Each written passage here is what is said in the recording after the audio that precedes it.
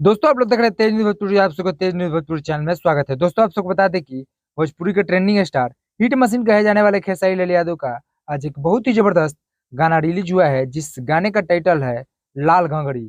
जी मेरे दोस्तों आप सबको बता दें कि काफी ही खूबसूरत और बेहतरीन ये गाना है। गाना के लिरिक्स से लेकर म्यूजिक तक काफी दमदार और बेहतरीन है।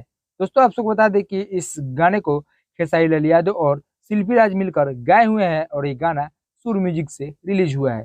काफी बेहतरीन और धमाकेदार इस गाने का वीडियो है। और दोस्तों आप सबको बता दें कि इस गाने में एक्ट्रेस आकांक्षा पुरी आप सबको नजर आएगी, जो कि कमाल का अदाकारा है और इस गाने में कमाल का डांस भी की हुई है। दोस्तों आप सबको वीडियो देखकर काफी ही मजा आएगा, क्योंकि काफी बेहतरीन इस गाने का वीडियो है।